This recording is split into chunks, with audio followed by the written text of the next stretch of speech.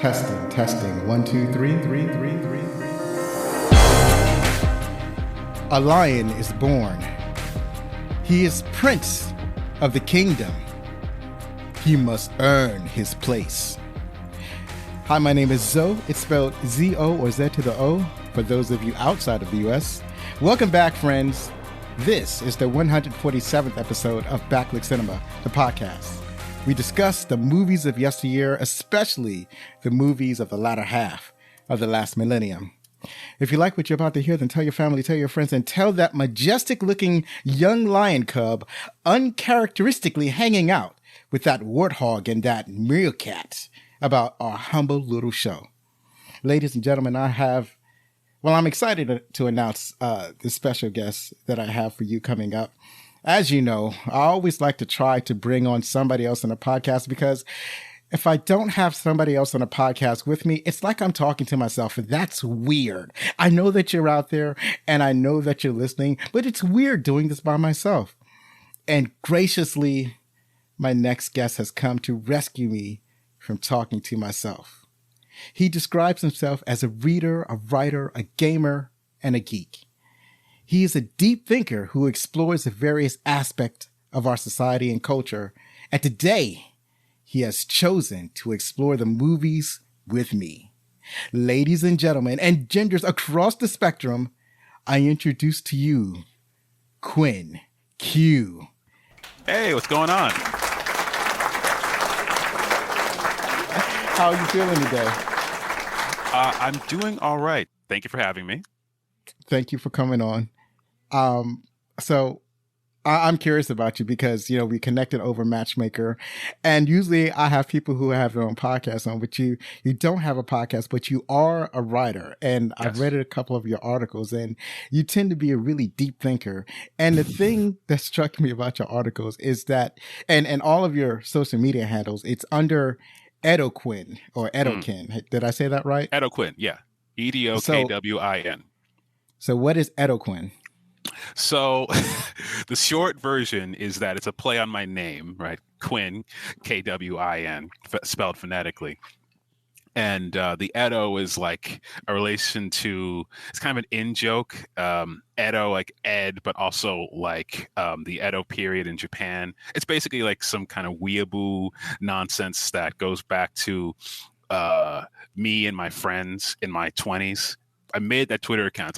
It's 10 years old now. I made the Twitter account like back in 2014, and it's kind of evolved from there. And I just stuck with it. Like it's good branding because it has a uniqueness that is easy to recognize in various platforms. There's no other like Edo Quinns anywhere else on the internet that I'm aware of. So right. I think what's key is that you have chosen a word or a name that's not easy replicable. So anytime you want to set up a name for yourself on a social media account or whatever the situation is, like you don't have to worry about finding it. It's like had something all your own. So that's pretty awesome. And then it has such deep meaning for you because it takes you back to your younger days and the things that you were into back then. So it's almost like it's a kind of reminder of from where you came. Yeah, you could say that. It works. That's pretty awesome. So you're also into, like you had mentioned the Edo period of Japan. So I imagine that you're into some facets of Japanese culture. Yes. So does that mean like you're into like anime or Japanese cinema or that sort of thing? Yes, very much so.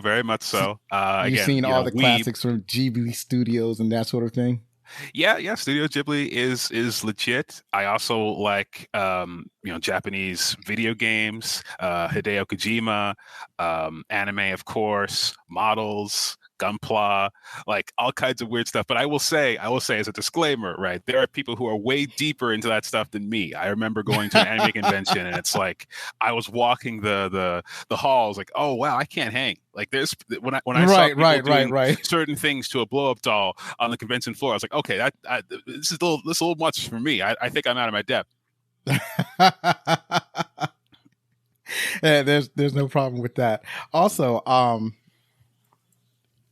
So there's a controversy, since we're talking about Japanese culture, there's a controversy right now regarding a new game that's coming out. It's Assassin's Creed. I can't remember the subtitle. Yeah. Okay, But I got you. it's Assassin's a Creed brand new with Assassin's Yasu. Creed. Right. Yeah, they're Or featuring Yasuke. That's the proper pronunciation, right. but yeah. They're featuring a black samurai Mm-hmm. and a young Japanese woman ninja.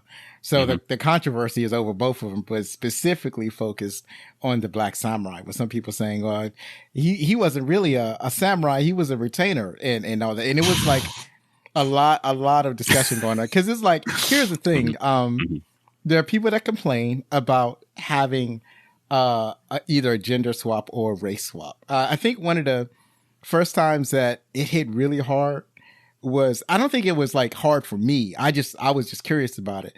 But one of the first times when there was a 2004 revival of Battlestar Galactica, and a lot of like most of the characters were changed. And so you had Starbuck in the original was a male, in the remake was a female. And most of the characters were like were white. I think in original was maybe a few minorities. Like there was like one black dude, but like in a remake, it was like, it felt like a hodgepodge of different cultures. In what you call it, in the original, Adama was white. In the remake, he was, I guess he was a Latinx playing white. I guess you could say it that way. In the original, he had Edward James Olmos plays Adama, and he has what we'll call as just simplicity as a white son. So it's very like ambiguous what's going on there. Yeah, he's very ambiguous, and even and it's not like they ran away from it, because like in there had been like prequel series, like there's a web series where they explore young Adama back when he was a Viper pilot, played by a different actor. And then they did another prequel series that was on television where they had an actor that played, I think it was a Latin character, a Latino character playing his father. So his family was still in that same vein. So it's not like they walked away with it and placed him with the different actors. Like they kind of stayed with it. And then he has a second in command, or a first officer. And in the original series, there's a black guy. And in the remake, it's a famous white dude. So... so that it was basically to kind of change the whole cast around. And I remember there was a lot of discussion around that, and the discussion continues around around other characters who have been race swapped. And the whole point that I'm trying to get to is that the other thing that people get mad at is that they get mad at just new characters that happens to be of a different race. Like first they'll say, well, don't swap a person that was white for a black person. They'll say something like that. And then they'll say, well, I don't like these brand new characters that happen to be black or Mexican or Japanese in this brand new property, or this, or sometimes it could be a property that's traditionally just had mostly white people on it or something like that. For example, the new Star Wars series that's out now.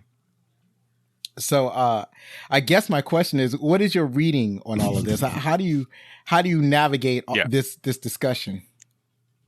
Right. So we're kind of going into the deep end with this one, because I have had some strong takes on this on Twitter, among other places. I haven't written that's the place for strong takes. Yeah, exactly. I haven't written an article about it, but probably will be at some point. Basically, my feeling is, and I have like some good friends who've been able to like help me along with some of the history on this. So I could just go to the Assassin's Creed thing first, and then I'll go to Battlestar, and then I'll just kind of go to my general thoughts. It's important to remember that Assassin's Creed has actually had a history of doing this sort of fish out of water, or, you know, oddity in a particular context storyline. So like if we look at it, the original series was an Italian in the Ottoman Empire, right? That's Ezio Auditore. And then we had a Welsh guy in the Caribbean that was the Black Flag in Game 6. And now with Yasuke, we have an African in Japan. So it kind of goes along the same kind of theme. This is not like out of character for the series if you're familiar with the series in its own context. That's worth considering, right? Now, we could say that people are kind of gilding the lily about the nature of Yasuke's identity and his history, and people like to say he was one thing, and the historical record does not seem to support that, or it doesn't seem to be clear in that regard.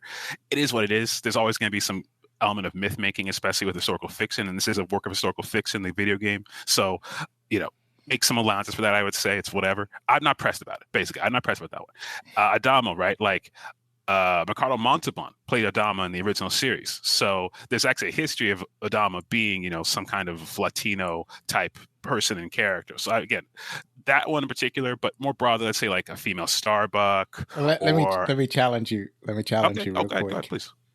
I don't think that Ricardo Montalban was in the original series. Adama was played by Lorne Green. Oh, okay. From Wagon Train, that dude.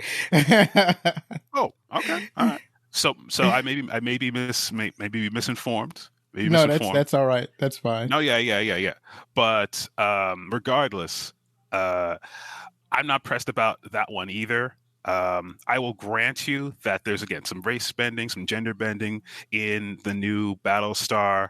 I suppose because it wasn't a property that I particularly was engaged with, the original or the sequel, clearly, based on my, maybe getting some details wrong, it just isn't something I feel strongly about. I can understand some people feeling strongly about it. People can disagree. It's fine. I would say it's important to remember that you're allowed to disagree on these things without any person on either side being evil. And I think one of the worst things that happens with these discussions is people say you're evil if you have a different opinion.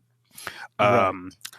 As far as, let's call it, race spending writ large, especially in the area that I'm more comfortable and more familiar with, let's say comic books and comic book movies or comic book TV shows, I would say the richness of the mythos is such that, and just the ability, speaking as a writer particularly, the ability to write and create or recreate in these stories is such that there really is no need for race bending. I've been very vocal about that publicly. That maybe what you're kind of getting at with this question. And it's just like, if you want to do a black character in Superman, there's so many to pick from. You don't have to decide you're arbitrarily going to take a character that wasn't black and make them black. Like, you want to do a black, like, leader of the Daily Planet, you got Franklin Stern. He's right there. I had a whole tweet about this recently. You want to do, a black friend for Superman, you got Ron Thorpe, or even if you want to go younger, you got Perry White's son, Keith. His adopted, black son, Keith. If you want to do an Asian as as Clark Kent's co-worker / rival / love interest, you got Angela Chen. You don't have to turn Lois Lane, notably in the most recent Superman animated series. It's kind of anime inspired, called My Adventures with Superman. They do a lot of race bending for the main cast, the Daily Planet cast, and it's I don't know, all this stuff exists. Maybe if these people who are writing the series spent more time, I would say, reading the comics, due respect, but it seems like a lot of the choices they made creatively, besides the race bending, just a lot of the creative choices they made in terms of how they fill out the universe, tell the stories, reimagine them, deliberately reimagine them, kind of belays either a lack of knowledge of the comics or a lack of interest in the comics, and sort of portraying those things, I would say, more faithfully, more in line with what has come before. And that's fine. You can do what you want. People are free to write things differently. But I would say there's options for telling those stories and achieving those sort of diversity goals that don't involve arbitrarily changing skin tones of characters. Because the argument I always make in this is, okay, if we did this the other way around, it would be bad. So if we can't do it one way, we shouldn't do it the other way. We all agree blackface is cringe. We all agree that whitewashing is bad. So what are we really doing here? That's kind of how I look at it. Oh, that's good. I didn't know that you had been in. This has been a discussion for you on Twitter. I had no idea. Oh yeah. Okay. I thought that's what you were going off of, because I have been very vocal about this. But yeah, no. I try opinions, but I try not to say things I think are unfair or disingenuous. Right. So it's I didn't want to be contradicting myself too much, but I wanted to be fair, because I had friends talk to me about Assassin's Creed in particular, and they're like, listen, man, this Assassin's Creed thing, it's it's overcooked. It's like kind of a cause celeb over nothing. So Right. Yeah, what you call it? I do try to do some investigations of my guests before they come on the show, so I know what questions to ask. So the question that I did ask you was fortuitous, but I would say that yeah.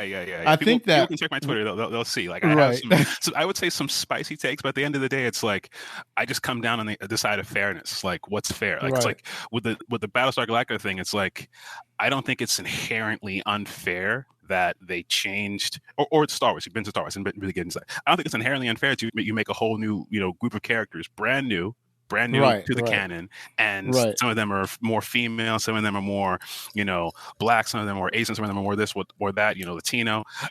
I'm not pressed about it. I'm not. I've said repeatedly, I'm not pressed about new characters being whatever the writer wants them to be.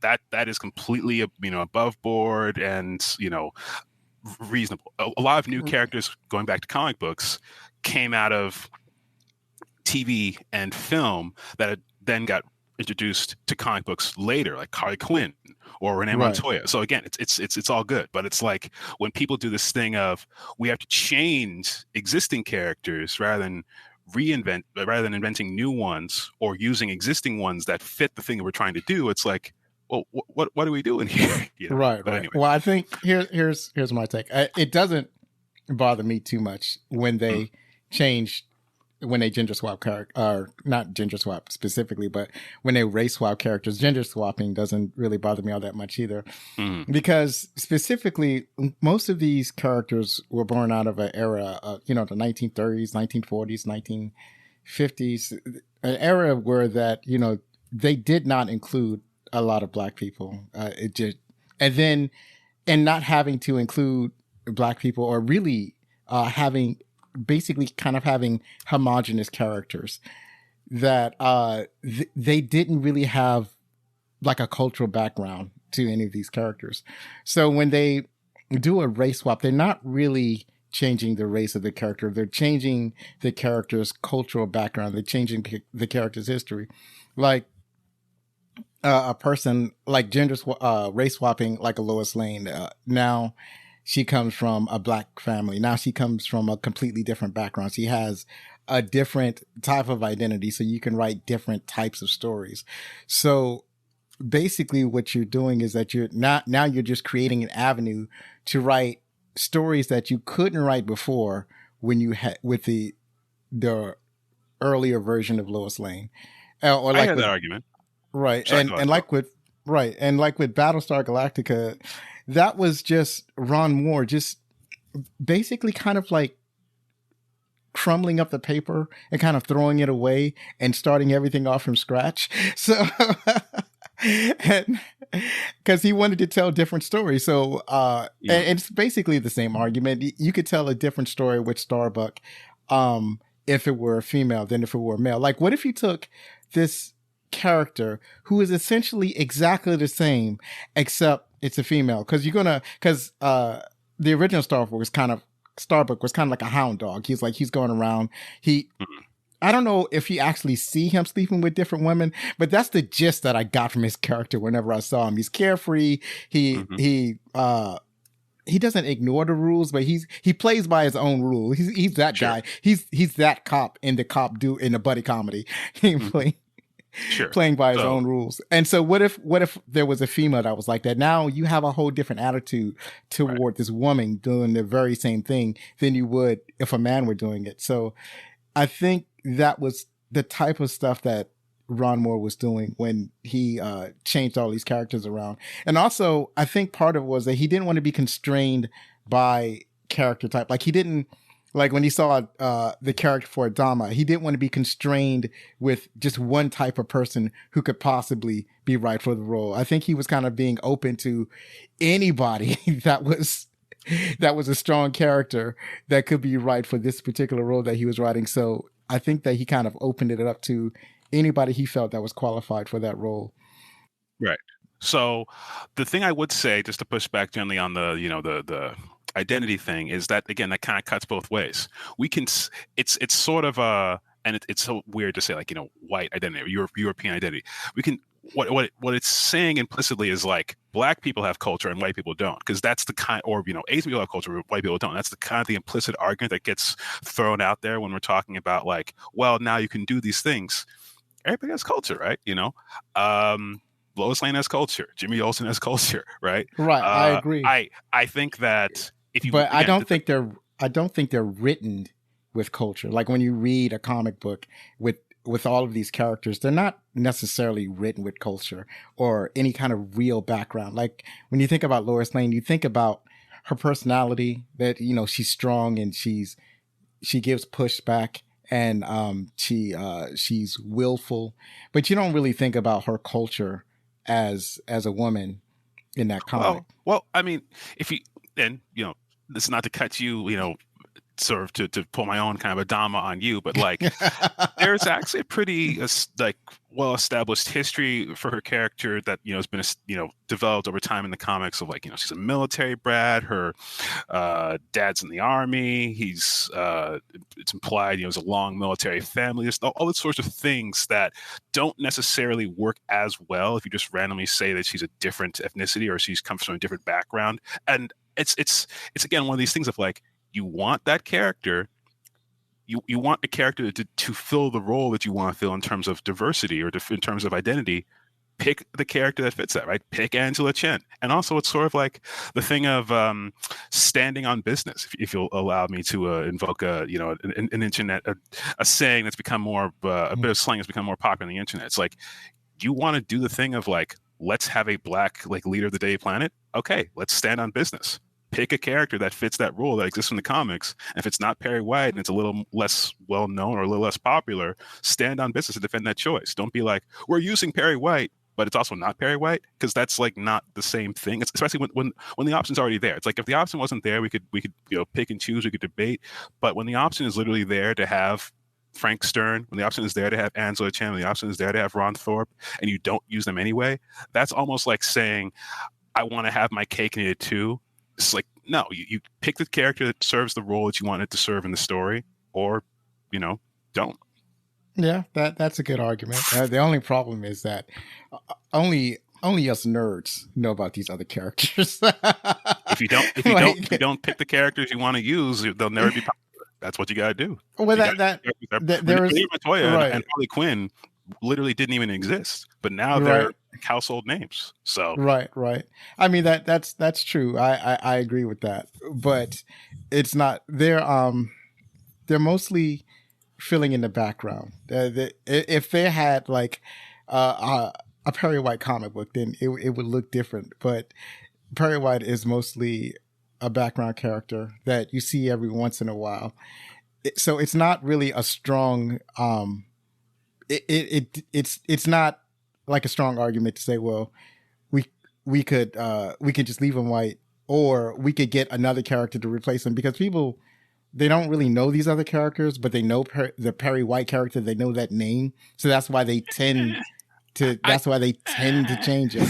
Like I don't know how much it's going to be make or break if we don't use Perry White in a Superman, movie or TV show. I mean, I don't even know how relevant he was for Smallville. He wasn't really relevant for Smallville. That was a Superboy story, to be fair, but he wasn't relevant for Smallville. I don't know how relevant he was for Superman and Lois, the most recent one. I don't watch that one as closely, but my understanding is there's a lot of room to move. I mean, there's a whole period in the comics where Superman didn't even work at the Daily Planet. He worked at like a TV news station. Right. Like, there's all these different things you can do if you want to, like, again, sort of stand on business, have the courage of your convictions. But I think if you want to engage in a project of diversifying the mythos and sort of like saying, like, let's do things differently, do things differently. Don't say, I want to be different in one area, in one way, but then I also want to be a traditionalist in the other. It's like, no, you kind of have to pick. Like, there's so many different ways that you can do this.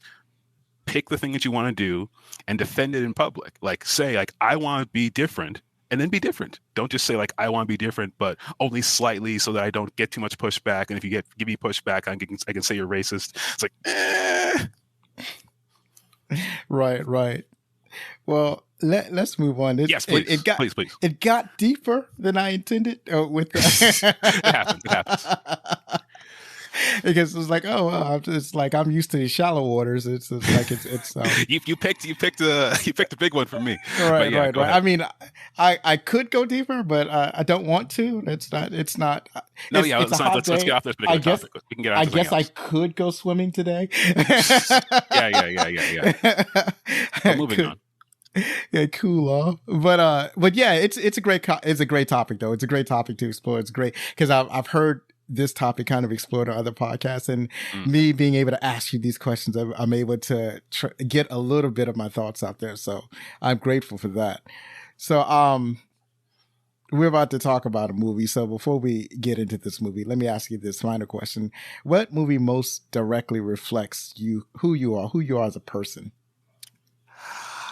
Oh boy, that's tough, man. That's a hard one. I'm going to say tentatively, right? I reserve the option to change my mind. Yeah, me too. But tentatively, I'm going to go for one of my top four on Letterboxd, and I'm going to say TDK, The Dark Knight, written and directed by Christopher Nolan. With help from David Goyer and Chris's brother, Jonathan. It is, it's not a superhero comic book thing, but it is, I would say, a really compelling, serious, for lack of a better term. And that's not to say dry, it's not to say boring, not to say, like whatever, adult. It's like, it's a well-made, mature, comic book adaptation Batman movie that has a lot of layers to it, goes in a lot of different directions. It's also like a sense of a crime story. It's inspired by Heat. It just works on a lot of levels. I also think it's like legitimately a good adaptation. It's very loose, as many comic book movies, especially of that era of like the 2000s decade and before words. It's a very kind of just collection of ideas from the first appearance of the Joker to the long Halloween story and the origin of Two-Face and this and that. But it works on a lot of levels. I still think, from my money, that Christopher Nolan has made the best Batman movies writ large. Not trying to throw too much shade on anybody else who's come after him, but I think that in a lot of ways, what he did better than the people who came before him and after him. And in some regards, the stuff that has come after him has kind of been riding his coattails and trying to either be so different from him that it doesn't work, or just similar enough, but remixed in a certain way where when people try to say like, oh my God, it's so revolutionary, it's like, nah, Chris already did this. You're kind of capping when you say that it's drastically different when, like, we've already had a realistic, kind of grounded, gritty Batman. But Right, yeah, right, I right. loved it. I loved it, by the way. If that hasn't come through. And why it represents me, I would say, is like I can be a very kind of serious person, but I have a sense of like fun and action and levity. I like adventure. I believe that there's elements of gray and nuance to life. And yeah, I would definitely say The Dark Knight is probably going to be the best option I can think of off the top of my head. All right, so you're serious and you like a little bit of fun. So you're saying that you're a bit of the Batman and the Joker. I guess that You works could put well. it that way. You could put it that way. All right, that's pretty awesome. So, when people want to reach out to you, how do they reach you? Do they reach you on Twitter? Do you send them to your Substack? How do you want people to? Yeah, I would say you? I'm primarily on Twitter. I mean, I say oftentimes I exist on every platform, but primarily on Twitter. My Substack is called The Eloquent Editorial. You can find that. Everything, thankfully, like we said, is very Googleable. I try my best to maximize SEO in that way. But I spend most of my time on Twitter. The other platforms that I have accounts on, I use, but depending on how I'm feeling that day or that week, you might only see me there like once or twice. Like, I technically have a TikTok, I technically have a Reddit, but Reddit is a cesspool. I've famously said I really don't like the place. So yeah, best bet would be Twitter, aka X. And yeah, if you at me, I will respond back. I'm not one of these like, oh, I'm too good for you, like, people. It's like, nah, at least not yet. Right. Maybe 10 years from now, but not now. It's have you been to Reddit recently, or are you speaking from recent experience? No. I go there. I try to check in. I have my own subreddit, so like I kind of have to just to keep it active. But like, yeah, I don't like downvotes. I don't like the sort of. I think Reddit likes to kind of cope with the idea that it's high-minded and fair and democratic, but in a lot of ways, it's just 4chan's slightly more well-dressed older brother. Or younger, I guess. I don't remember which one actually came first, but it's very much like a toxic cesspool in a lot of regards. The culture on the platform, I'm being real. The culture on the platform is not great, and the people who run it, like the moderators and the administrators, not the same thing. Admins are employees, Right. moderators are unpaid volunteers. One has to wonder what kind of person. I've said before about other platforms. Certain things select for a kind of person that maybe isn't always the best steward or the best person to be looking to for leadership. It's like the internet selects for overly online weirdos. When we think about like people who succeed as streamers or YouTubers, it's like, what kind of person has that much time to be dedicating to like posting videos or even streaming like live in real time? I'm not trying to say they're all bad. They're not all bad people. Some of them are really nice people, but some of them are like a little weird, and they have strong personalities, and they don't have a lot of self-awareness sometimes. It is what it is. Yeah. Some people definitely, I mean, the people who are successful on video platform, they definitely do stream a lot of videos. Like I've put a few videos out, and it's like every time I put a video out, I feel like I'm worn out because it's like I'm trying to cultivate what I look like online. So I just don't record a video and just put it out there. I got to edit it and stuff like that. I got to put some VHS video effects on there. I got to, put some music behind it or something. It takes a while sometimes. It might take an hour to post a 10-minute video. I feel the same way about my writing. I can relate. Right. I can relate. You have written articles. I've also seen some of your poetry that are you. I guess you're not as engaged with poetry anymore. I go back and forth. It's hard. It's like you said, to do something well, you have to kind of commit to it. And I'm a formalist, so I can't just do the free verse thing. And I've heard there's different schools. People will say like free verse is more difficult than people give it credit for. And there's plenty of people who put a lot of time and energy into the free verse. But essentially, like, there's an element of like, you kind of throw it together. You can't just kind of throw it out there. That doesn't work with form. You have to have a structure. Usually there's a meter, there's a verse, there's a rhyming scheme, whatever. So I come from the school of like poetry has to have format. Ideally it should rhyme. That takes time and effort for me. I can't just toss it off. There's a person who's really good at that. So shout out to Bella Rudd. She's on Twitter. She can like literally throw out limericks and all kinds of like little poems like seemingly within minutes. I don't think like that. When I write a poem, I slave over it for like hours. So for me, like to put out something that I think is like worth people's time takes a minute.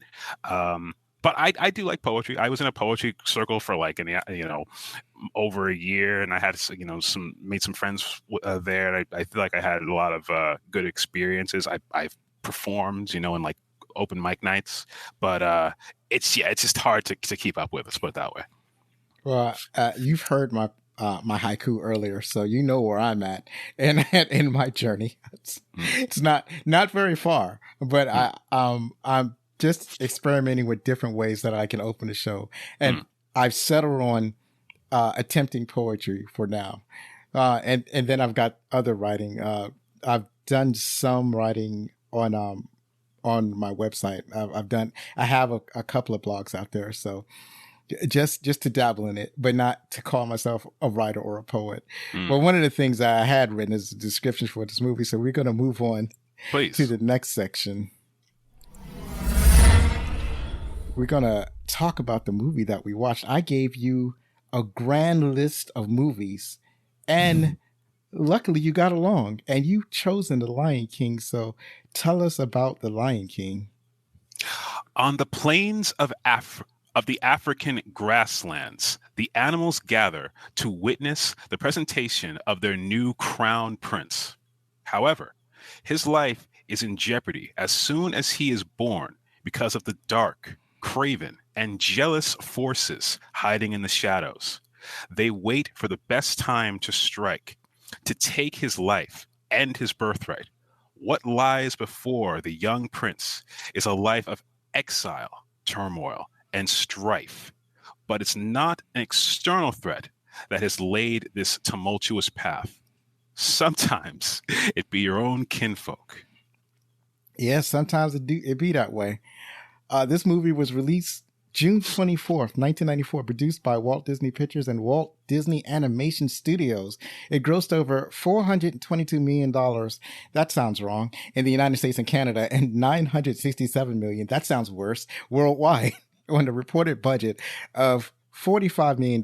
That is a tidy profit. It's like the capitulation, capitulation.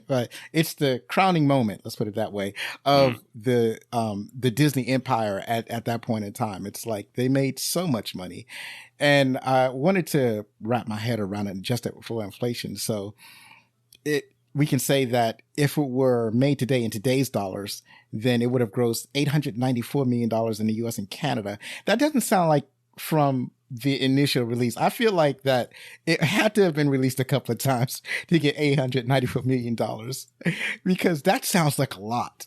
And that's just in the US and Canada. Adjusted for inflation, the worldwide gross would have been $2 billion. That's unfathomable, but there it is. And the budget they would have made this money hog for was $95 million. So that's amazing. That I had no idea that The Lion King makes so much money. Usually when I go through when I do the show, I'll see a movie that I really liked when I was growing up, and I swear to God that it was popular. And then I'll look at the box office receipts, and it turned out to be a flop. And I was like, oh my God, I had no idea, right? Like, one of the movies I did was Universal Soldier, and I didn't realize that Universal Soldier was basically a flop. But I fully enjoyed that movie. So, but this movie, it made way more money than I ever imagined. So that's fascinating. Yeah. So yeah, go ahead. Well, I was going to say, yeah. I mean, this is really just beyond the box office of it. This really was a cultural phenomenon. I remember, right? Like, I had a Lion King themed birthday party, and like, sure, like any sort of. Now it's sort of like an obvious sort of chintzy thing, like, oh, a popular character or franchise, whatever movie is going to influence the lives of its viewers, particularly children. But really, I don't think we had back in the 90s. This might be my perception. I don't think we had really come to view like cultural forces in arts and entertainment quite like that as back then. The idea, especially of a new property, crucially, like, this is a brand new film, and we can talk maybe later about like what inspired it, but it's a brand new film from Disney, not even an adaptation of a existing fairy tale like a lot of the previous work, and it just was a cultural phenomenon. It was everywhere. People loved it. And I think also the sort of African themes of it really resonated with people. And the fact, of course, there was animation and it was animals. It wasn't humans. It meant that people could kind of anthropomorphize the lions and the various other creatures and see themselves in them in a way that maybe you couldn't always with other kind of human fairy tales that they'd done previously. So yeah, it was everywhere. It hit really hard. In a good way. Yeah, absolutely. It'll even hit you hard as an adult, because that's when I saw it, and it was still it still has a profound effect. Even as I watched it earlier today, it still had a profound impact on me. So yeah, this movie is definitely powerful. So let's talk about who was starring in this movie. So we've got Matthew Broderick playing the adult Simba. He's in there for, I would say, a good 50-60% of the movie, and obviously is very talented. He was already in his 30s when this came out, but he done a lot of great movies. The producer, well, he hadn't done the producers yet, but he done War Games and obviously Ferris Bueller, this and that. He is one of the it's a really an ensemble cast, but he's really one of the things that helps bring this together as adult Simba. Yeah, I had no idea that he was in this movie. I kept looking at different sources just to verify that he was playing Simba. I was surprised, because I knew a lot of the other big stars was in this movie, but I didn't realize that Matthew Broderick played the adult Simba. Up next is Jeremy Irons. He played Scar. He's also been in Dead Ringers, Reversal of Fortune. I almost couldn't get that out. And Die Hard with a Vengeance, I talked about on episode 104. And he's a fantastic actor. And just, well, I feel like whenever you see him, we're going to get a strong performance. And then we have James Earl Jones playing Mufasa, the father. Fields of Dreams, The Hunt for Red October, Coming to America, obviously Darth Vader. I think a lot of those roles probably were what helped like lock him in for this. It's like, oh yeah, we need a regal, deep, fatherly character who's got a facility with voice acting. It's got to be James Earl Jones. It's got to be. And he's great as the patriarch of this lion pride. Right. It's funny, like when you see him other worlds, particularly like when you see him in Coming to America, it was like, oh, that's his Mufasa voice. It's like, and then sometimes you hear his Darth Vader voice. So and it's like he's one of those actors that he was kind of a leading man in his younger days, but by the time I got to see him, he's basically the elder gentleman that kind of pops up, moves the plot along a little bit, and then kind of fades out. Like that's been my experience with him. But it's just I never got to really see him in his prime, and I think I do need to explore some of the movies that he actually starred in. But yeah, he's always been impressive whenever I'm able to see his performance. Then we explored The Hunt for the Red October on episode 2, and we talked about him in that. We talked about Coming to America in episode 17. Just great in both of those movies. He just popped in. Jack, I want you to do this, that, and the other, and then he disappears. He's gone in The Hunt for Red October. So yes, yeah. As I mentioned on Jeremy, I kind of just let that fly by. I want to mention Jeremy Irons also crucially. He's one of the only actors in this who has he does his own singing. So, classically trained, versatile actor in his own right. Jeremy Irons as Scar, he does his voice lines and he sings. Whereas, like most of the other cast, most notably like Simba and the other ones we'll get to, Nala, there's a singing voice and then there's an actual like acting voice. But Jeremy Irons is doing all of it. So shout out to him for that. Yeah, absolutely. Yeah, he's like, no, I can challenge. I can do this. And he does, sort of. But moving right along, one of the other actors that had to have a singing actor was Whoopi Goldberg. She played Shinza, and she played she was in the movie Ghost. She was in the movie Sister Act, and she was also in The Color Purple. I covered that in episode 75. I always liked Whoopi Goldberg. I remember I followed her ever since she was a stand-up comedian, and then she was in, what's it called, Comic Relief or Comic Aid, something like that.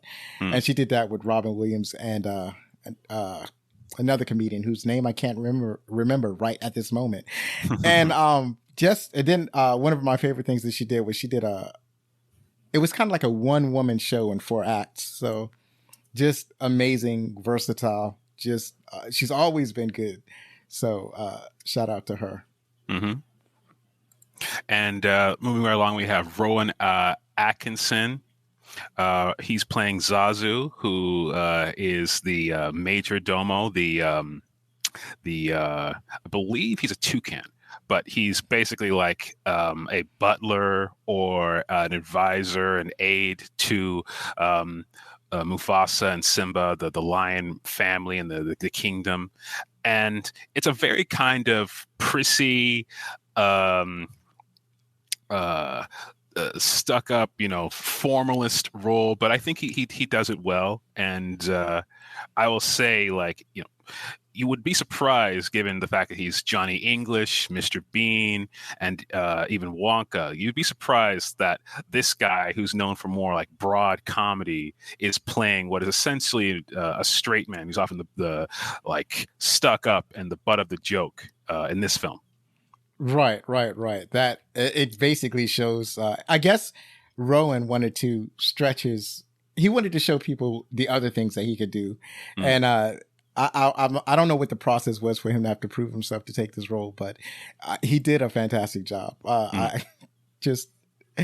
I never experienced any of the things that he did. I haven't even seen Walker yet, and I never watched Bean or like I'm kind of familiar with Bean because I've seen it on the periphery, but never actually watched it, so I don't know exactly what I'm Oh, you getting gotta watch into. Mr. Bean. Mr. Bean Right. is Mr. Bean. One of the things about Mr. Bean that works so well is the fact that there's basically no dialogue. It's live Right. action physical comedy. It's like a live action cartoon. But yeah, you gotta watch Mr. Bean. Right. Right. Up next is Nikita. Excuse me, Mm-hmm. Nikita Kalami Harris. She played young Nala, and she's been on CB4, and that's really her only other film credit. She doesn't. Notably, she's not really in the entertainment business. yeah, notably she's a child actress, so not everybody is gonna have in that regard is gonna have a huge career after the fact. Notably, though, I will Right. say what's interesting about her is she's the only cast member who her character, she plays the younger version of a character that is then played as an adult. We're going to get to it by an actress who is talking about race bending again, a different race. It doesn't really matter, but it's an interesting little like fun fact that like the younger version, and I can sort of hear it in her voice and her tone. She's bringing to it a kind of I would say urban playful thing that the older version of the character is more, I would say, kind of not staid per se, but just more kind of maybe reserved in a certain way. And it's like it works, but it's like an interesting contrast. Whereas I would say the continuity between older and younger Simba is much more straightforward, in that, if that makes sense. I think it shows that how Simba didn't really grow up. Like he's still the same cub. When That's fair. That's fair. Nala has had a hard knock life. Nala's going through a famine right now. She's looking for somebody to overthrow the king. Yes. So yeah, her life got serious real quick. While Simba is just living his life, living his best life, eating grubs. So yeah, that's fair. That's fair. So up next is Jim Cummings. So we got Jim Cummings as Ed. Jim Cummings is he plays one of the lions. He doesn't really have like a strong role in this because, or sorry, not one of the lions, the hyenas. So Whoopi Goldberg plays Shenzi, who's one of the hyenas. Jim Cummings was another one of the hyenas, Ed. And there's like three of them. We're going to get to, I think he's on here, but we're going to get to. No, I forgot to. I mentioned. I forgot to put his name there's a third one played by Cheech Marin. But basically, the three hyenas are like secondary antagonists and comic relief in the film.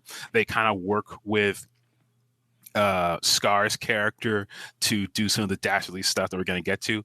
But for his role here, Jim Cummings, who's like a famous voice actor, Winnie the Pooh, Princess and the Frog, Aladdin. All he really does is laugh. Now, admittedly, in his laughing as a hyena, it's sort of like one of those Chewbacca, like he's saying things, but only the characters in the story can understand what he's saying, kind of a thing. But it's sort of like you have to read between the lines of his hyena laughs to understand the context of them. But yeah. A lot of famous voice actors are just doing vocal work that don't have words, and that's what he's doing. But he also has another role that we'll talk about in the trivia. But you had mentioned that Cheech Marin, he played Bonsai, and I don't know how I missed it when I was going over IMDb. He must have been like way further down on the what do you call it, the cast list. Yeah, the cast list for some reason, and I wasn't paying attention. But and we've seen him in various roles, particularly his Cheech and Chong. Was it called Up in Smoke? I can't remember.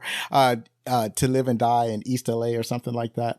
He's what I remember from, like, I hadn't seen any of his movies, but what I remember him mostly from is From Death Till, what's it called? From Bag. I'm forgetting the name of the movie. See, this is why I write notes down. I didn't write this particular note down, but From Dusk Till Dawn.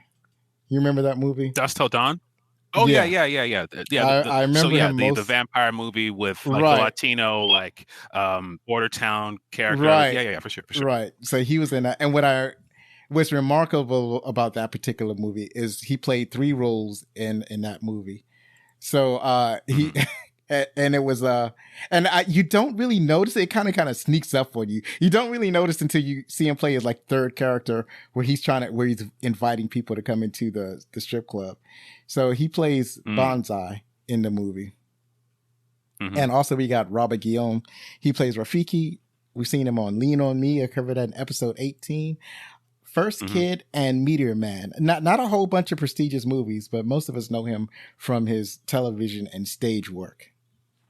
Oh yeah, for sure. Robert Guillaume, like he's one of those there's a term in I think The Ringer uses that guy actors, like Joey Pantoliano, Joey Pants, and others are kind of that. Like you'd recognize their face or their voice maybe, but you wouldn't be able to name them because they're not like they're very much character actors, they're not name actors. But yeah, he does a great job here. And Rafiki is like you wouldn't expect it from what you see of him initially, but he's like crucial to this storyline. So well done. Yeah. And then we got considering I was just saying, considering what he's known for, you would think that a character like Rafiki would have more of a vocabulary, I guess. Well, he does. I think the whole point of Rafiki, we don't want to too much spoilers or get ahead of ourselves, but the whole point of Rafiki is like you're not supposed to understand necessarily like exactly what he is, except the fact that he's sort of another sort of like regal attendant, but it's not clear like how much he knows or what exactly he is or what exactly he's doing, and that serves the story where it's like, yeah, it wouldn't make sense for him to have the vocabulary of Zazu, who's very much like vociferous and proper, and like it sounds like he's speaking out of a dictionary. Rafiki, he's supposed to sound with his lines like somebody who's having a conversation, maybe something that you like a random guy that you'd find in the street, holding up a tin cup or whatever, and that allows him to kind of lure you in and surprise you in very compelling ways. Right. So then we have Moira Kelly. She's the older Nala. I was talking earlier. Twin Peaks, Fire Walk with Me, The Cutting Edge. I'm not super familiar with her or her work, but again, it's this. Her characterization here is like you said, she's gone through it. She's older. I don't know exactly how much time is supposed to be passing from like the kid versions to the older versions, but clearly she is like a woman grown in a lot of ways. She's out, hunting. We'll get to that probably. Right. And again, what you get from her portrayal is like, oh yeah, Nala's really grown up. She's a different person. So right. You said we're not sure how much time has passed, but if we're thinking about the lifespan of lions, probably about a year. 18 months, because they grow from infant to adulthood really fast. Okay. Yeah, I think their lifespan is like 40 years or something like that. So yeah, they similar to dogs. Dogs are puppies for about 6 months, and then they think they're grown. Gotcha. That makes sense. Up next is Nathan Lane. He plays Timon. He's been in The Birdcage, Beau is Afraid, and a bunch of other movies. But most people appreciate him from his stage work. Just an incredible. He must have been singing his own work. I'm pretty sure he did. Yes, he was singing his own lines there, and I will say again, like classically trained stage actor, Broadway performer, musical guy. He does a really good job, which could be what could be a thankless role in some regards, playing another comedic side character, but it works. And crucially, like he's a wisecracking and self-absorbed character who thinks he's smarter than he is, but you still feel kind of endeared to him because the heart of him is just a really good friend. He's a good friend to Pumbaa, the warthog, and he's obviously a good friend to Simba, and helps essentially raise him for let's call it a year when he's exiled. Right. So then moving on, we've got Jonathan Taylor Thomas, playing young Simba, which speaking of surprises, like I remember this, but I also kind of forgot. He does an interesting role, and it's important to remember, like we spent a lot of time with young Simba. Like it's not just like 30 minutes somewhere and it's over. Like it's almost half the movie. And he really conveys, especially for a young character and a child actor at that time, he really conveys a richness of the character and with the performance, where it's like you sense that he's very naive and rambunctious and sometimes self-important, but he's trainable. He learns, he grows, and I appreciate that from this. Notably, he played in Tom and Huck. So when they were doing adaptations of Mark Twain's, Tom Sawyer and Huck Finn books, Adventures of Pinocchio.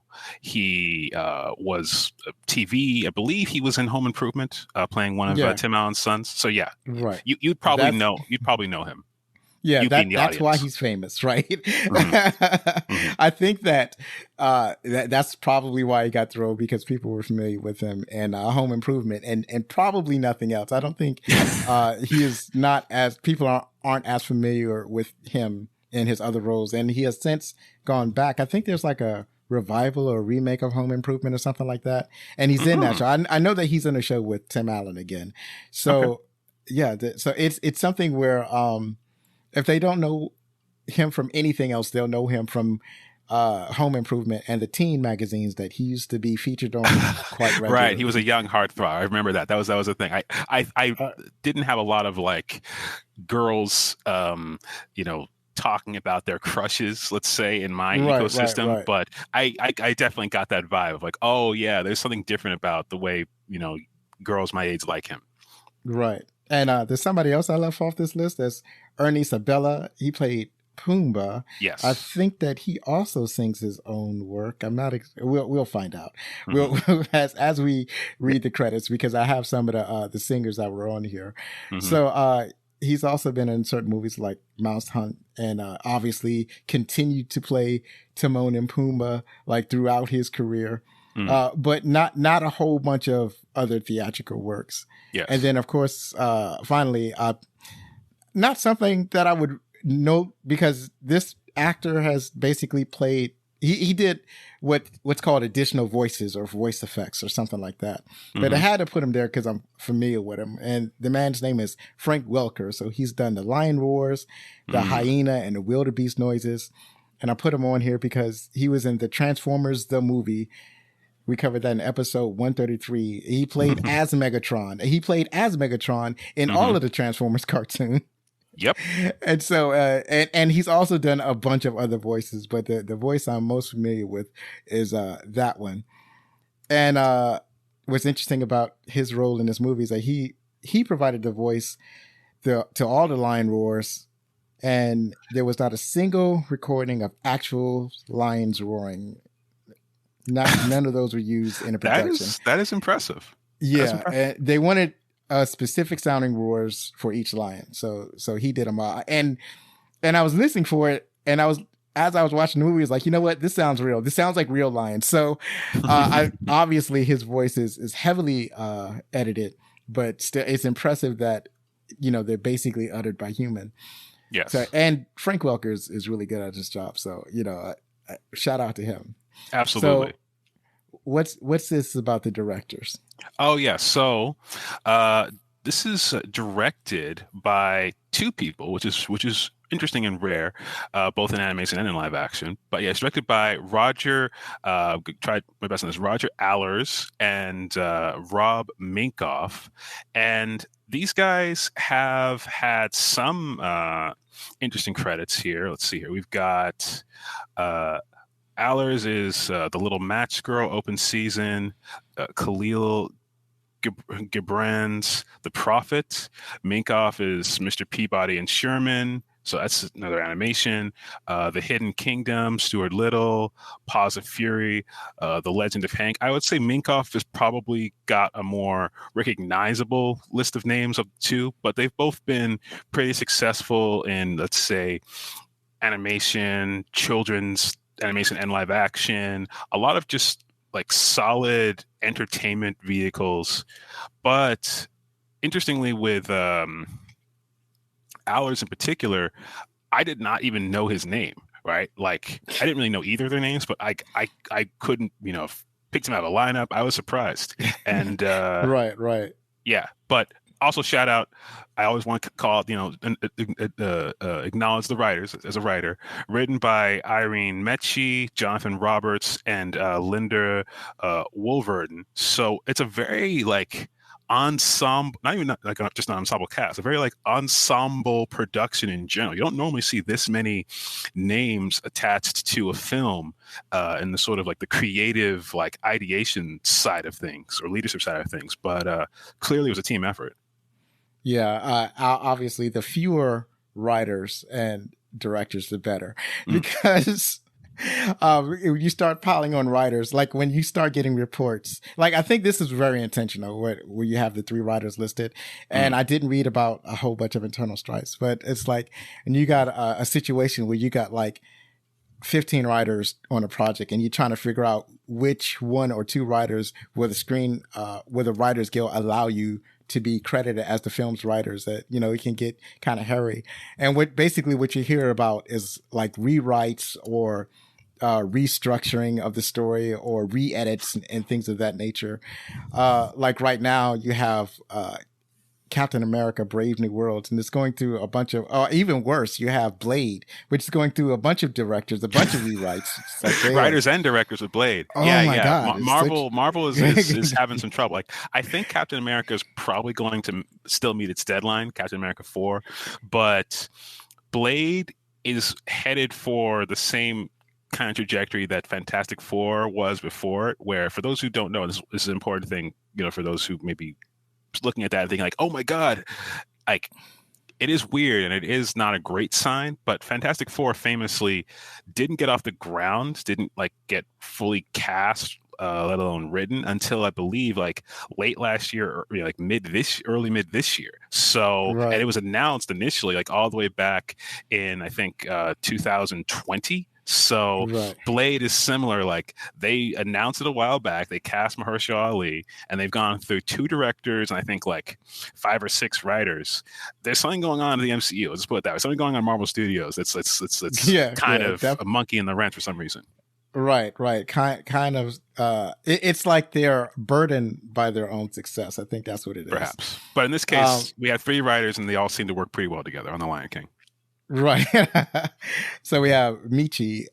They wrote Brave, Fantasia 2000, Hercules, and The Hunchback of Notre Dame, the animated Hercules. Roberts wrote Jack Frost, James and the Giant Peach, and Once Bitten, and The Sure Thing. Once Bitten was a movie that it's a movie that I really want to do on the show, but I know that it's problematic, so I'm kind of on the fence of doing it, but it's always on my radar. And lastly, we have Wolverton, and she wrote Maleficent, Beauty and the Beast, and Mulan. So just a bunch of writers who are used to working in the Disney system. So I don't think they ever had any problems with the writers. It's just that they picked the writers that they thought were going to make this movie successful, and they were correct, right? Tell us about the score.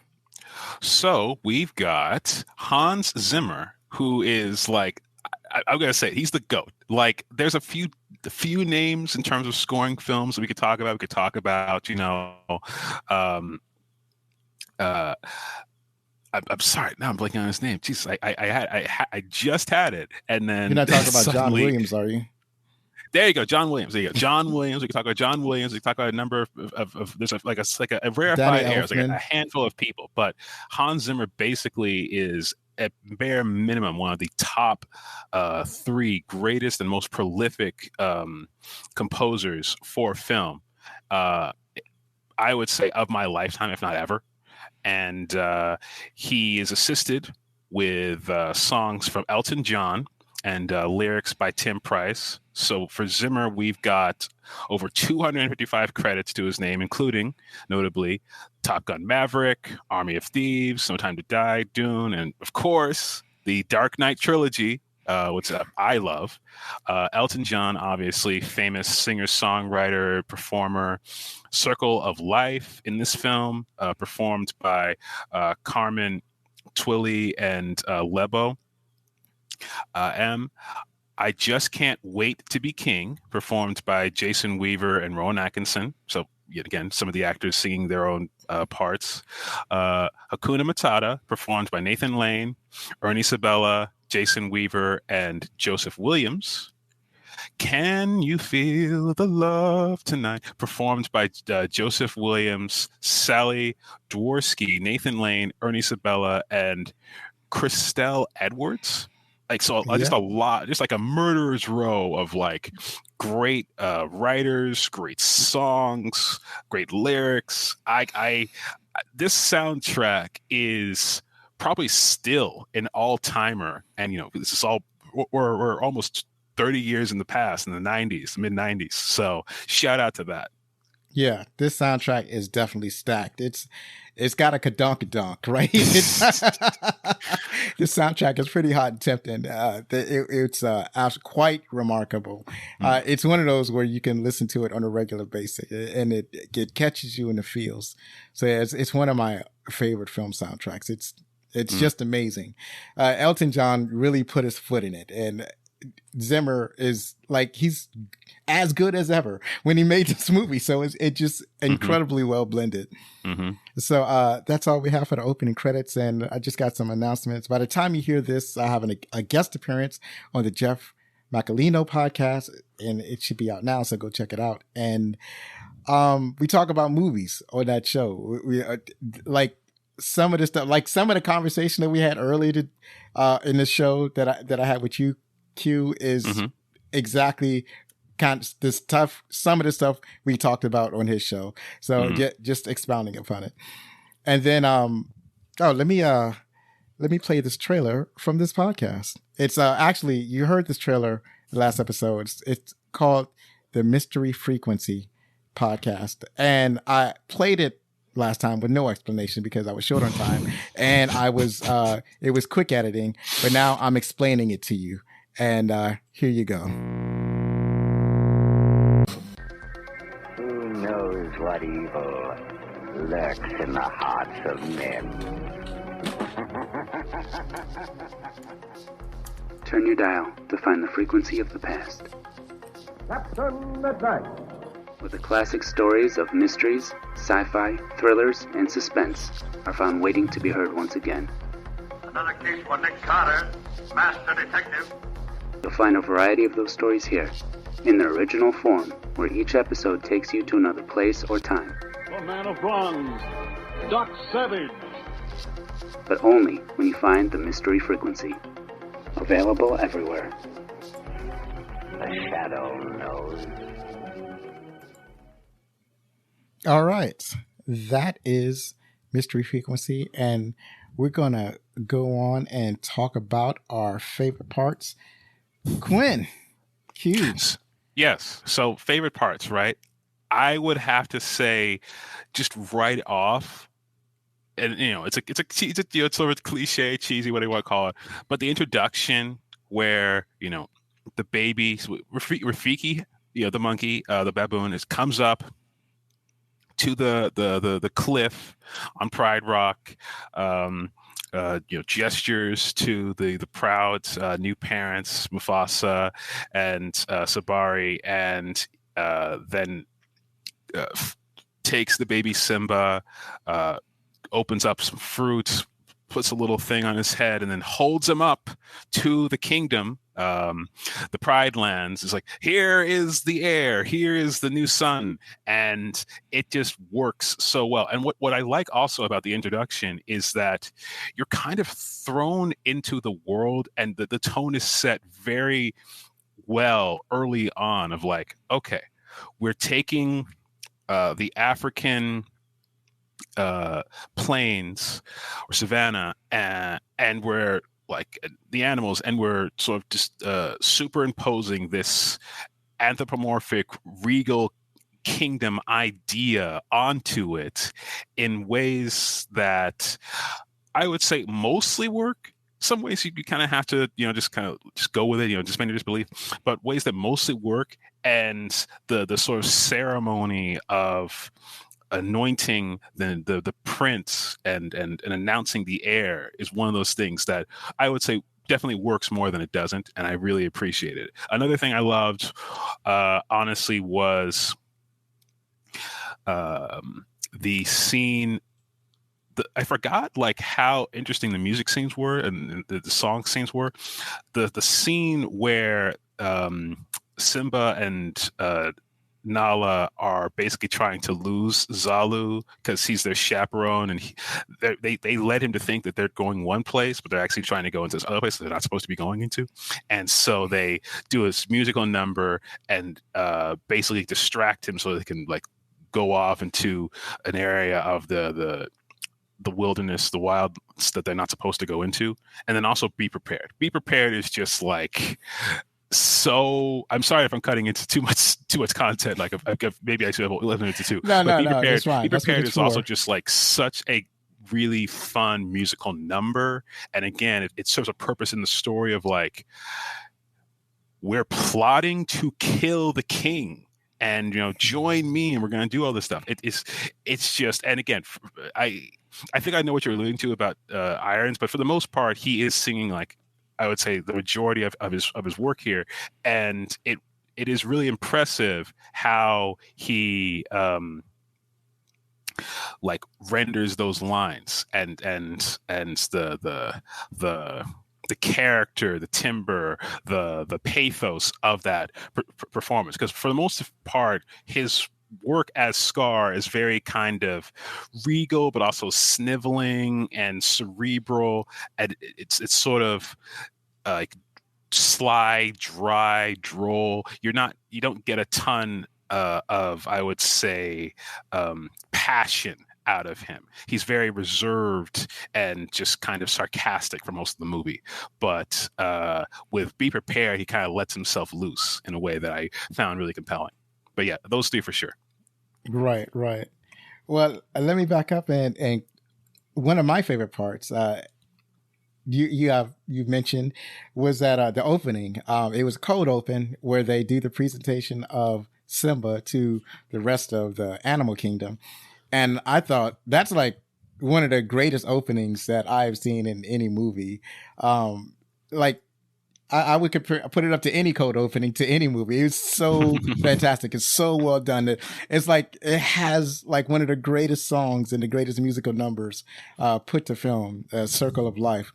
Mm-hmm. And it's such a powerful and it's a life-giving song. I feel like I always get my life when I hear that song. It's yes, incredible. For sure. It's Circle of Life also is another all-time song that it endures forever. Right.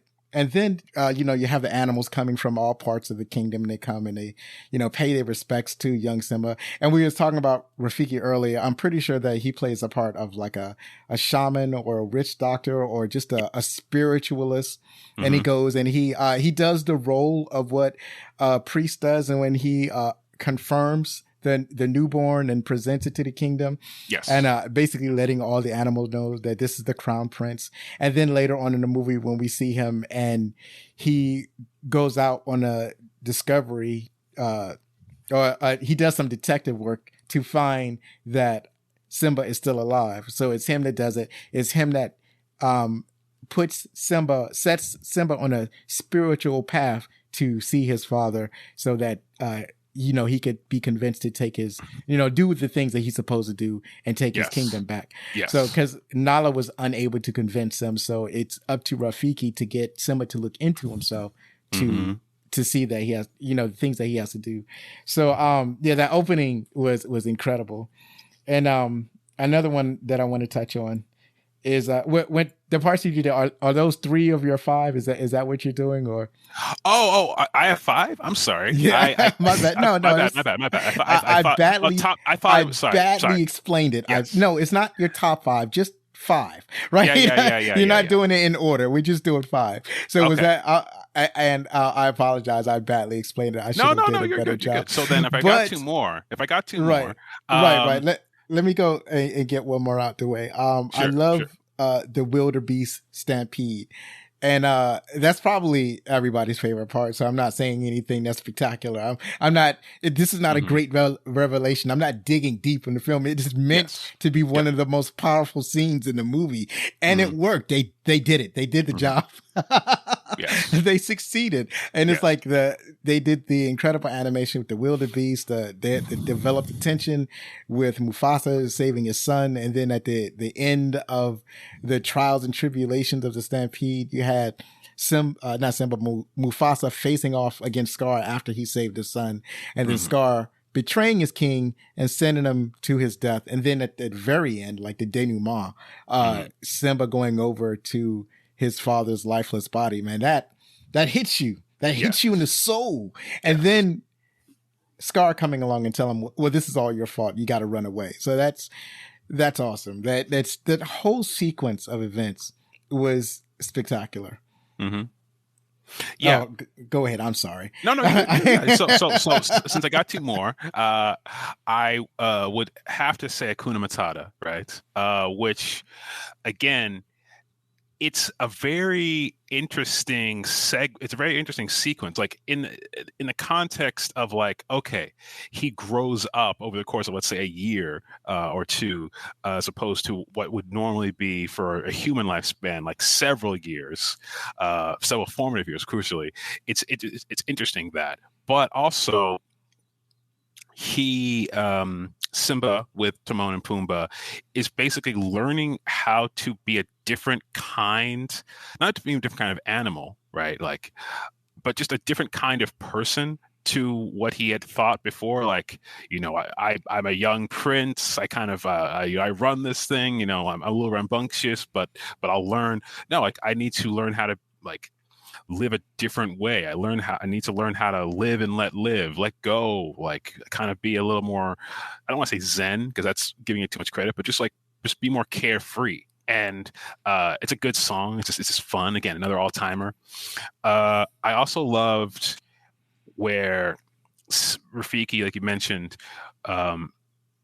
finds Simba and convinces him to like look inward and sort of commune with his father and this other side of himself that he's sort of forgotten. And it's a big theme in the film.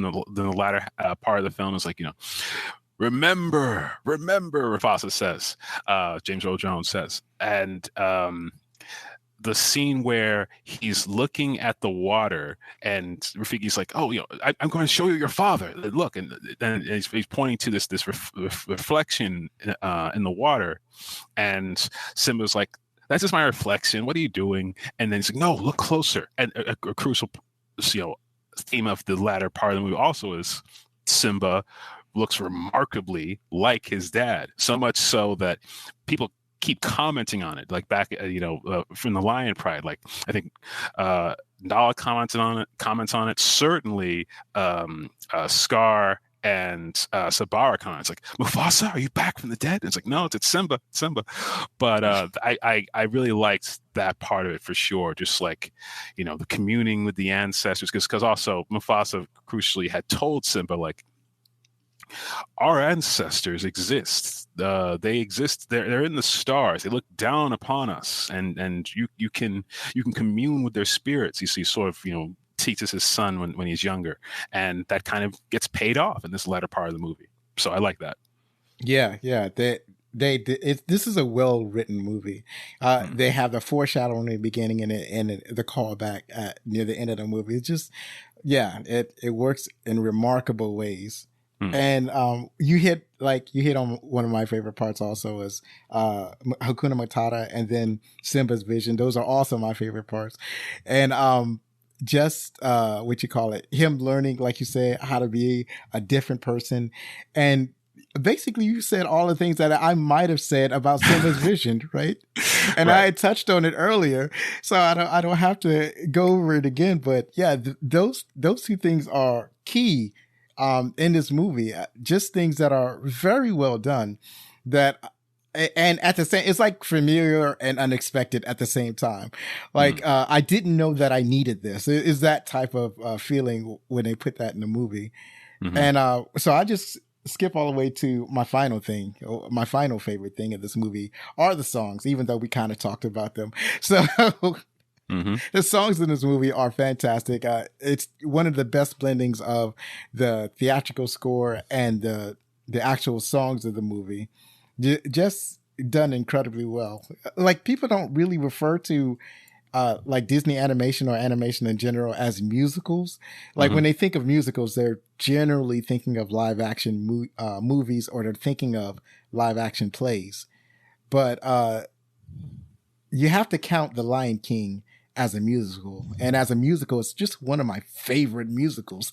Right? It has all of the best songs, and all of the songs work. It's like not a dud in the bunch. Right? Everybody is going to have, like, if you ask people to pick their 3 favorite songs from this particular movie, there's not going to be one song that goes unremarked upon. Like, everybody's going to pick one of these songs if they were only asked to pick 3. So, yes, the songs in this movie are fantastic. Elton John had put his foot in it, and shout out to Elton John.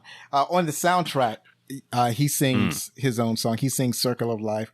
And I also have a confession.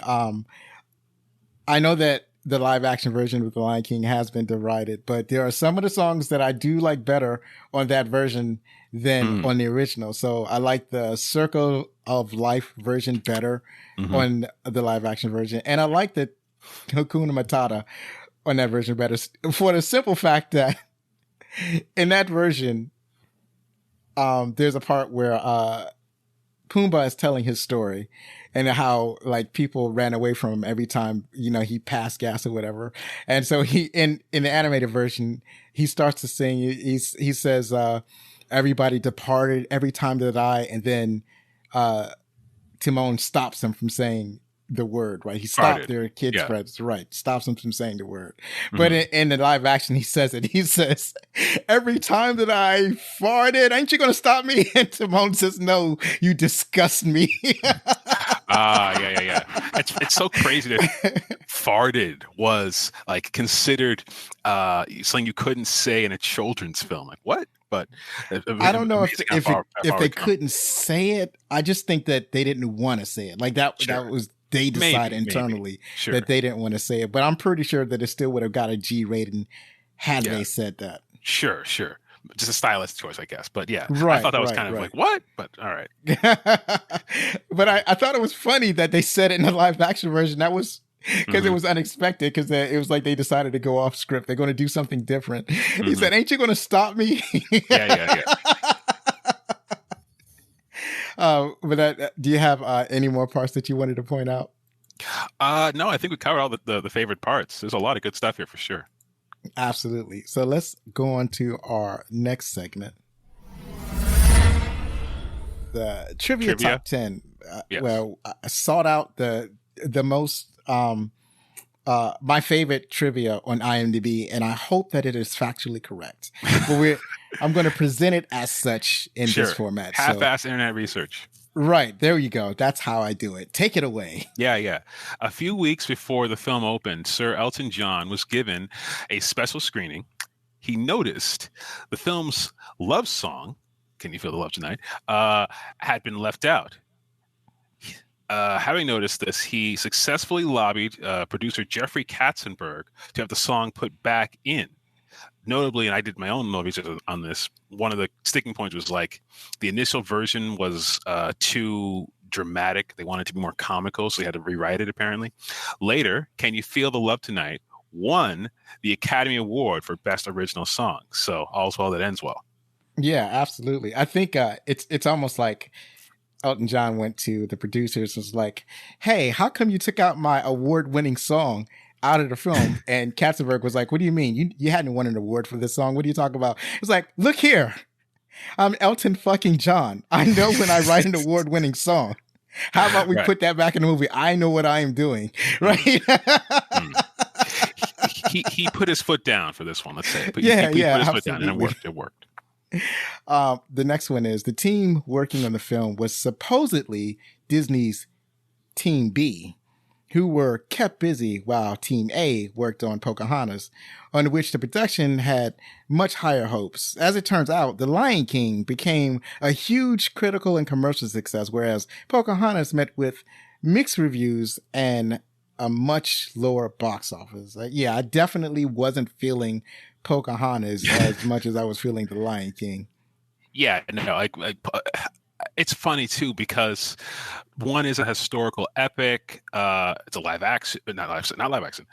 It's a human story. It's human beings, and one of Disney's first ventures into not just historical fiction, but kind of like diversity in the semi-modern era. The idea of telling the story of a young Native woman was new for the time, certainly, and it's to unpack Pocahontas is probably a story for another podcast, but it is interesting just to think like how things work out.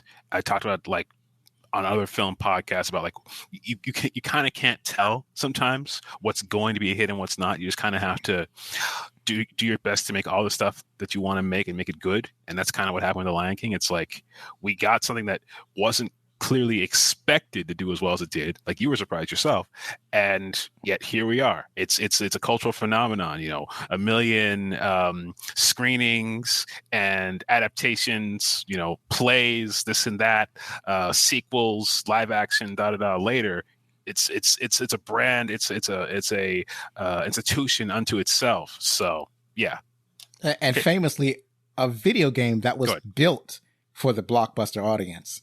One of the hardest video games ever made. The Lion King video game? I've never played it. For the NES. I've never played it, but I've read so much about how difficult that was. And it was made difficult because I don't know if it was the producers at Disney or the video game company. They didn't want The Lion King to be a game where you could rent it from Blockbuster and beat it on the weekend.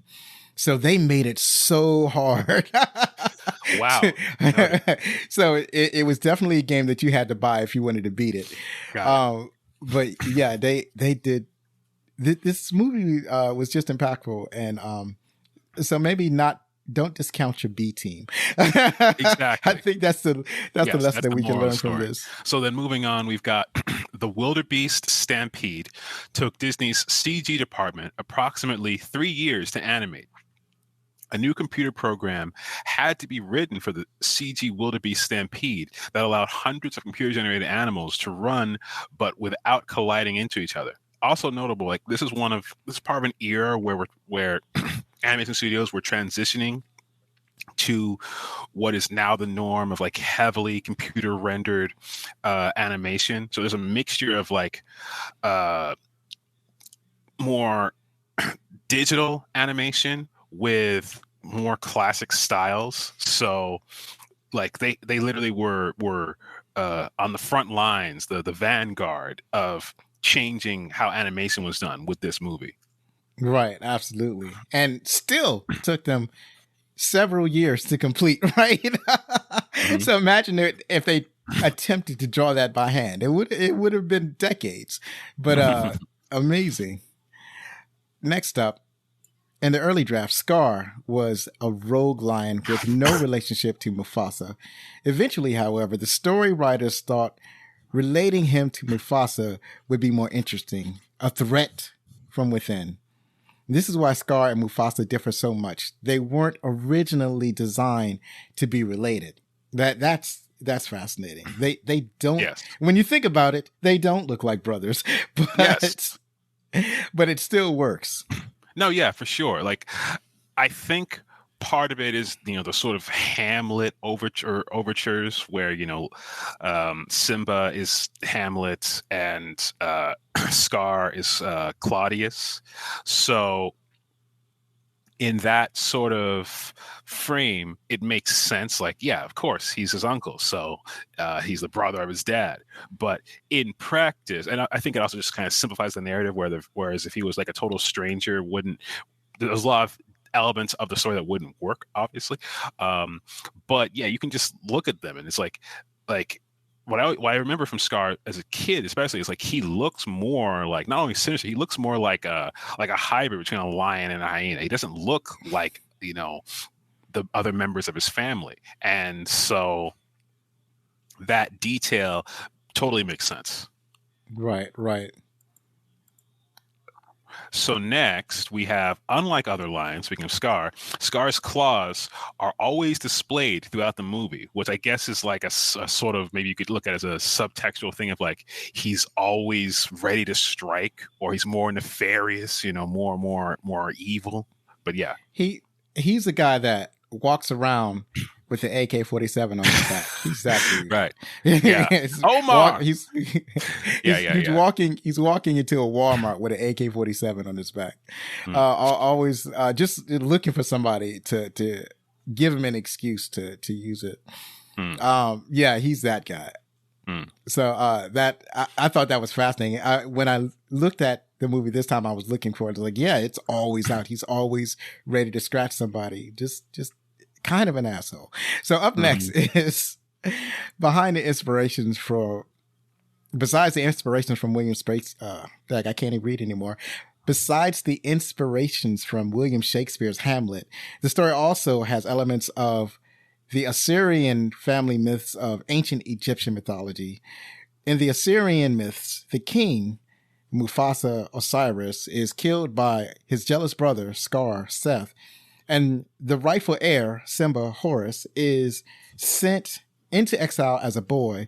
The murdered king visits and mentors his son in ghostly visits, and when the heir comes of age, he returns to exact revenge on his father's murderer. So yeah, you can definitely see a lot of that here in this movie.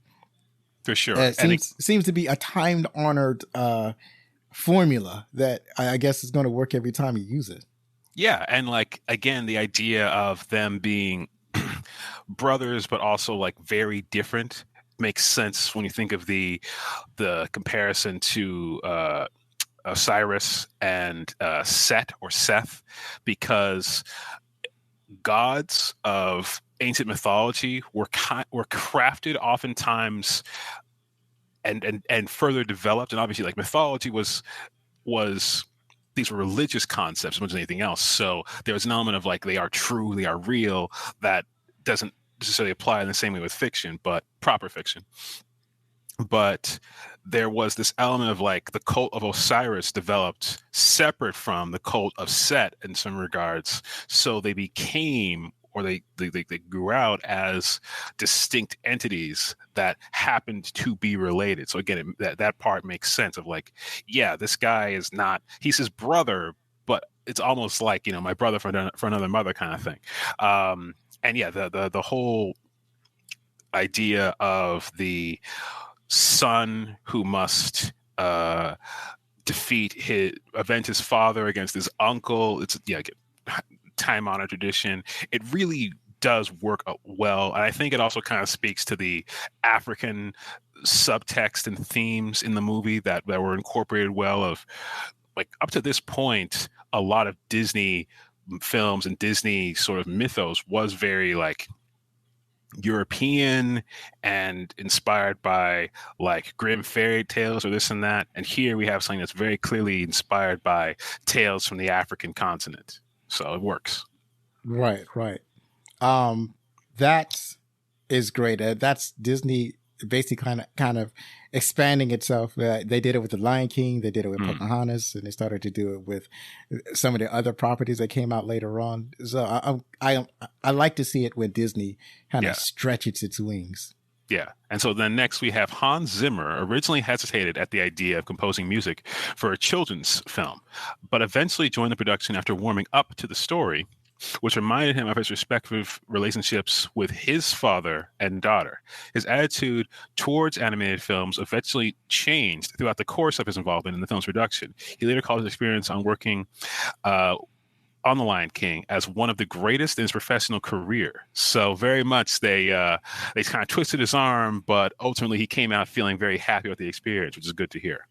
Yeah, apparently it sounds to me like the subtext to me, and I might be wrong about this. Maybe he had a kind of a snotty attitude toward animated films, right? Like, it's like, maybe I would never drag myself down to scoring an animated feature, and I get he may have been the person that kind of changed everybody's mind about what animated feature music could sound like, and open the doors to who is willing to work on it. So like similarly, when Superman, the Richard Donner film, when that was being cast, they asked a lot of prominent actors, and a lot of prominent actors turned it down because nobody wanted to be in spandex. Like they felt that it was beneath them to appear as Superman. Right. And now if you look at the landscape today, it's like all of the many prominent actors are clamoring to be, even if it's like just a guest spot on the superhero films. Like Robert Redford, for goodness sakes, was in a superhero movie. Who would have thunk it, right? So yeah. It is interesting how things change. Yeah, how the times have changed. So up next you have Jim Cummings. He was the voice of Ed the hyena in this film. And this is going to allude to what I talked to earlier, or what we talked about earlier about Jeremy Irons and his singing. So he had to fill in for Jeremy Irons for the finale of Be Prepared. Irons threw out his voice after performing the lines, "You won't get a sniff without me." The rest of his recording didn't sound powerful enough. So I guess like as he was ending the song, he couldn't really, after saying that part, he couldn't finish the song. So Ed had to come in and kind of finish the song. So that's fascinating. But yeah, like I was saying earlier, it's clear. Sorry to cut you off. It's clear that like he really put himself into that. He threw himself into that singing role, perhaps too much, so that he threw out his voice. Yeah. he is not probably not a practicing. Like it's somebody who can sing, but not used to singing in a way that will protect his voice. But I'm glad he's able to recover from that. So good. I'm glad to see that. Sure.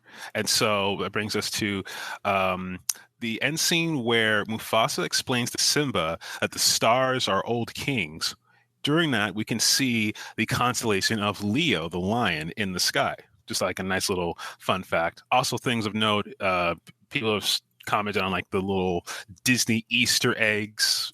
People have said like, oh, you can see certain, maybe even a dirty word in the clouds. Like there's all these little things that animators throw in with the background of animated works, especially I would say from the 20th century, and more especially from things that may be hand drawn in part versus now where they're more digital. So yeah. Yeah, I looked for Leo the lion. I couldn't find him. Maybe I'll go back to that scene and freeze the scene to try to find him. I was like, oh, nope, can't see it at all. But also, I rarely see that constellation. It was like, I don't go stargazing as much as I used to.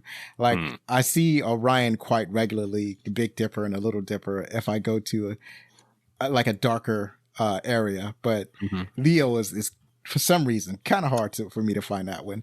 But the last bit of trivia we have is several character names are based on Swahili words. Simba is for lion, is lion in English. Nala is gift. Sarabi is mirage. Rafiki is friend. Pumbaa is simpleton or weak-minded. Shenzi is barbarous, uncouth, uncivilized, or savage. Despite the fact that Zawadi is the Swahili word for gift, Nala's name also means gift. So, yeah, they really wanted to embrace the African diaspora in this movie. So that was a nice little, I guess, Easter egg that they threw in for this movie. For sure. So that's it for the trivia. I hope that it's correct. Let's go on to the next segment. We're going to talk about what the critics thought. The critics gave it a 92% on Rotten Tomatoes. Audience score was 93%. That is as it should be. On IMDb reviews, it has a high score of 8.5 out of 10. I went on ahead and gave it a 10. It's like, you know what? I'm not going to hold back. I'm going to say my whole feelings about this movie because it does it every single time. And like every time I watch this movie, it works, and how could it not be a 10? So why don't you dig deep into what some of these critics are saying? Sure. So it's interesting. The Lion King, as I remember it, right? And again, this is a film that's from both our childhoods, again, almost 30 years ago. The Lion King, as I remember it, was very well received, just culturally, just popularly. Like it was a box office hit. We've established that for sure. But then the critical thing is, it's interesting because, again, it's hard to get a win with a children's film, with an animated film. There's an element of the story being perceived maybe as somewhat simple. I like the fact that it's rather simple and proceeds at a brisk pace. But the critics basically, the sense that they had of the movie was that it was, again, evoking Hamlet and other myths. It was, from what I got, just kind of reading through, very well drawn, very kind of epic in its scope, if not always in its presentation. So like not self-important per se, but just very much telling a story that had a lot of layers or not even layers, a lot of touching on a lot of things and having a lot of like stakes. The stakes in particular are very well established because of the whole, the kingdom, and like they established in the second half, if we leave Scar here in charge, we're all going to starve. Like he's a terrible ruler. Siskel and Ebert both gave it a thumbs up. Although, interestingly, Siskel said it was not as good as Beauty and the Beast at the time. A good film, not a great one, is how he described it. Hal Hinson of the Washington Post called it impressive, almost daunting in achievement. Just a lot of praise across the board. I would say, especially in the current times where it feels sometimes like there's a disconnect between quote unquote the critics and the public, or between like some segment of the sort of intellectual elite and others, that it's hard to get just like a general, like all around popular win that is also just a great movie. But this one definitely seems to pull it off. Yeah, I noticed when I do my research on certain movies that'll get a high score on Rotten Tomatoes, like this one got 92%. It's hard to find like a negative review sometimes, right? Sometimes you have to dig deep. There was one time I had to go off of Rotten Tomatoes and find another website to find a negative critical, at least a review where somebody had written something down that I could copy and paste and read, right? Something like that. This one, it wasn't particularly hard to find some of the negative reviews. But they didn't sound particularly disingenuous, as I've sometimes found. I think with these particular reviews, it's kind of a matter of taste. Yes. Manuel Salbento of MSB Reviews, from the gorgeous animations to the beautiful score, mostly compelling story, So he loved it. But let me see here. What's a more... the next one. Yeah, Hugo Davenport of Daily Telegraph, UK. The film has an air of hollow grandeur. The music and songs are mostly pretty awful. The story, single-stranded. What is this? Oh, sorry, I editorialized it. Story, single-stranded, and Scar's evil hyena henchmen hard to tell apart. Worst of all, the lions often look not so much noble as smug. Man, this guy's coming in hot. This guy's right. He did come in hot. Yeah. And I always try to get a positive and a negative review, just to take the temperature of people who liked it and people who didn't like it. And to me, like I said, I think this guy is just a matter of taste. Like I think he really didn't like the music, which is weird. I don't know how you can go to a crowded movie theater and listen to this song and at least not understand the audience reaction to the music, like, and not know that you're the only one not enjoying this song. Like, it's just you, bro. That's just you. But, like we talked about the music earlier, and then everything else in there. Maybe I think the music that he didn't like so much kind of colored his perception of everything else that he saw in the movie. So going forward, we have Jay Stone from the Ottawa Citizen wrote, The Lion King, Walt Disney's 32nd full-length animated film, is a glorious hodgepodge of a jumble of styles, emotions, and ideas that turn into something wonderful. This is Disney animation at its best and at its most sentimental. The hit Exactly right. The next person, Deborah Peterson, wrote, she's from the St. Louis Post-Dispatch, wrote, The Lion King is short on humor, long on melodrama, and AWOL on fun. It was intended to be important and is pretentious instead. I disagree strongly. I feel Same. strong. Yeah. This is almost repulsive. It's like, what are you talking about? Like, we talked about this earlier, but I felt like this movie really does succeed at not being pretentious. Like, you get the vibe of like it has stakes, it has a sense of like weight, but it doesn't feel self-important. Yeah, and it has a necessary amount of melodrama for the story that is telling. It's telling the story of an evil uncle taking over this kingdom, and then what it means to the young prince who was exiled. But in his exile was living his best life eating bugs. I was like, I don't know how you could not find the humor in that, how you could not find the humor in Hakuna Matata, how you could not feel the weight of Simba's responsibility when he saw his reflection and he saw his father. I was like, yeah, it's like, I'm not certain the movie that Deborah saw, but it's not the same movie that we saw. So maybe she was coming in from the future. She saw the remake. Yeah, the live action one. I don't know. Right. And I get it, but most people complain about the lions weren't emoting. That was their main complaint. And I don't have the same complaint necessarily. Like, I see where they're coming from, but at the same time, I watched a lot of animal shows when I was growing up, like Animal Kingdom, the animal documentaries. I watched a lot of those. I've watched a little bit of Meerkat Manor. And in Meerkat Manor, if you just watch the show without any audio, it's just a bunch of meerkats just running around. But when you watch with audio, it's like the narrator is giving it stakes, right? He's telling a story of these meerkats, and it makes it so interesting. The meerkats are not emoting at all, but it's all up to the narrator to impress that tension upon the audience. And I think that's what the live action Lion King was trying to do, and probably didn't work for a lot of people. They're doing a prequel called Mufasa. I think they're going to do something different. I think that it's going to still be a live action approach to it, but I think what they're going to do is make the animals more expressive, to anthropomorphize them more.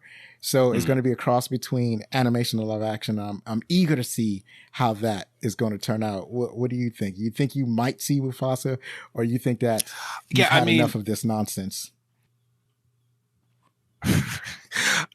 It's tough because the live action Lion Kings have not always been great, and in general the Lion King, like we call it expanded universe, if you will, the Lion King sequels and prequels and TV shows and comics and whatever. I feel like to some extent I'm an originalist. I feel the same way about other franchises. Like they announced 2 sequels for 2 indie movies that I feel kind of mixed about. Like they announced a sequel for Nobody with Bob Odenkirk. I'm like, I would have been happy just to keep it at 1.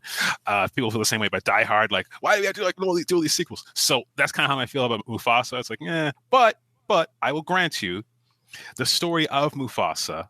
And apparently they're going to do a little bit of like retconning here, where they're going to say, like, it's implied that Mufasa comes from a line of kings and whatnot in the film. It's not explicitly said, but it's implied in this film, that is. But in the new film, they say, and in the trailer anyway, a young lion with no royal blood. It's like, okay, so there's going to be some kind of explanation about how he became a king, and it's going to be kind of a come from nothing story. And obviously we're going to have to figure out what the deal is with Scar, because like he's his brother. So there's going to be an origin story for that. Like, how did he get his scar? How did he get his name? Whatever.